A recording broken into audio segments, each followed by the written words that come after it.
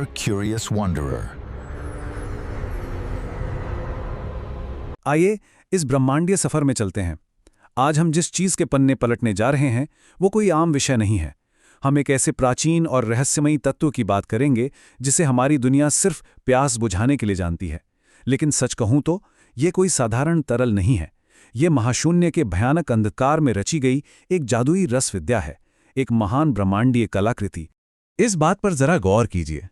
जो तरल आज हमारे और आपके भीतर बह रहा है, जो जीवन को जिंदा रखे हुए है, वो असल में एक बेहद प्राचीन अवशेष है।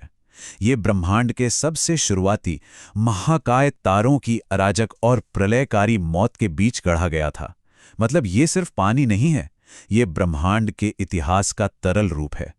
खैर, आइए इसकी गहराई में उतरते हैं। विशाल तारों के अंदर जलती हुई उस भट्टी की कल्पना कीजिए जिसे हम न्यूक्लियोसिंथेसिस कहते हैं। बिग बैंग का वो नीलमणि जैसा भूत जिसे हम हाइड्रोजन के नाम से जानते हैं, वो करोड़ों वर्षों तक ब्रह्मांड के अंधेरे में चुपचाप इंतजार करता रहा। ये इंतजार तब तक चला जब तक कि मरने वाले महाकाय तारों ने अपनी अत्यधिक गर्मी से ऑक्सीजन जैसे भारी तत्वों को जन्म नहीं दे दिया। वक्त के उस हिंसक पन्ने को पलटें तो क्रम बिल्कुल अचूक है। 13.8 अरब साल पहले महाविस्फोट हुआ और हाइड्रोजन अस्तित्व में आई। उसके करोड़ों साल बाद पहली पीढ़ी के तारों ने महाकाय सुपरनोवा विस्फोटों में अपने प्राण त्यागे, और उस प्रलय के केवल 30 लाख साल बाद ठंडी और धूल भरी गैस के गुच्छों में पानी के पहले अणुओं ने एक दूसरे को गले लगाया। देखा जाए तो ये अस्तित्व की सबसे शुद्ध रसविद्या थी। और आपको पता है, ये ब्रह्मांडीय जादू आज भी रुका नहीं है। 60 टाइम्स, जी हां, ये कोई मामूली संख्या नहीं है। ओरियन नेब्यूला नाम की तारों की विशाल नर्सरी हर रोज, हर एक दिन इतना पानी पैदा करती है कि उससे पृथ्वी के सभी महासागरों को 60 बार पूरी तरह से भरा जा सके। अंतरिक्ष की असीमित गहराइयों में जीवन का ये अमृत आज भी प्रचुर मात्रा में बह रहा है। लेकिन जब ये अमृत अपने जन्म स्थान से निकलकर अंतरिक्ष के जमे हुए गहरे अंधेरे में पहुंचता है, तो इसकी कहानी एक बिल्कुल नया और रहस्यमय मोड़ ले लेती है। और ये बात बहुत ही शानदार तरीके से दर्शाती है कि हमारी पृथ्वी की शांत तैरती हुई बर्फ असल में एक बेहद नाजुक भ्रम है। नेपट्यून और यूरेनस जैसे विशाल ग्रहों की गहराई में अत्यधिक दबाव एक राक्षसी रूप को जन्म देता है, सुपर आयनिक बर्फ। ये उबलती हुई गर्म है, पूरी तरह से काली है, और इसके भीतर हाइड्रोजन के आयन बिजल की तरह बहते हैं। ये एक ऐसा स्वरूप है जो भौतिकी के सारे नियमों को चुनौती देता है। और बात सिर्फ पानी तक ही सीमित नहीं है। बाहरी सौरमंडल के अंधेरे में कई अन्य वर्जित और अजीबोगरीब तरल पदार्थ छिपकर बैठे हैं। शनि के चंद्रमा टाइटन पर बहने वाला विषाक्त तरल मीथेन, बृहस्पति के भीतर भंवर की तरह घूमता धात्विक हाइड्रोजन, और खुद हमारे महासागरों की गहराइयों में हाइड्रोथर्मल वेंट के पास मौजूद उबलता हुआ सुपर क्रिटिकल पानी। सच तो यह है कि शांत और तरल पानी का होना ब्रह्मांड में एक अत्यंत दुर्लभ चमत्कार है। तब सवाल ये उठता है कि अंतरिक्ष के इस ठंडे शून्य से होकर ये प्राचीन अणु हमारी इस उथल-पुथल वाली पृथ्वी तक आखिर पहुंचे कैसे? सोचिए, उस वक्त हमारी युवा पृथ्वी उबलते हुए मैग्मा का एक खौलता हुआ सागर थी। सबसे पहले अंदरूनी गैसों का रिसाव हुआ, फिर थिया नामक ग्रह के विनाशकारी टकराव ने बाहरी सौरमंडल के रहस्यमयी आइसोटोप्स यहां पहुंचाए, और अंत में उल्कापिंडों की एक अराजक बमबारी ने इस तपते हुए ग्रह पर कार्बन और बर्फ के बीज बो दिए, जिससे हमारे विशाल महासागरों का जन्म हुआ। और ये सब सिर्फ दूर अंतरिक्ष की कोई कहानी नहीं है, ये सीधे हमसे जुड़ी है।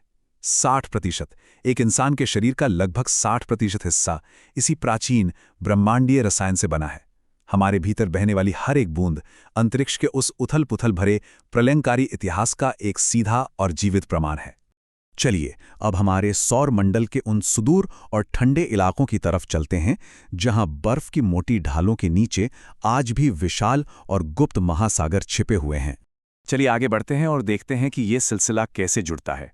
ये वो गुप्त अभयारण्य है जो अंतरिक्ष के अंधेरे में किसी तिजोरी की तरह बंद है। बृहस्पति का चंद्रमा यूरोपा, जो एक चिकनी बर्फ की परत के नीचे खारे पानी का विशाल महासागर छुपाए हुए हैं। शनि का एनसेलाडस, जहां वाष्प के गीजर फूट रहे हैं। और गैनीमेड, जिसके भीतर शायद सौरमंडल का सबसे बड़ा गुप्त महासागर मौजूद है। लेकिन इनमें से एनसेलाडस की जो सच्चाई है, वो सच में रोंगटे खड़े कर देने वाली है। इसके भीतर की रहस्यमयी गर्मी, वाष्प, सिलिका के कणों और कार्बनिक पदार्थों को सीधे महाशून्य में उगल रही है।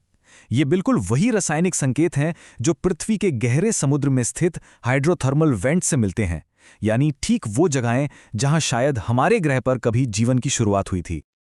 लेकिन अगर हम इस ब्रह्मांड के गहरे अंधेरे में एक सर्वाइवल स्पेशलिस्ट के नजरिए से सोचें, तो क्या इन जगहों से इस पानी को हासिल करना इतना आसान होगा? बिल्कुल नहीं।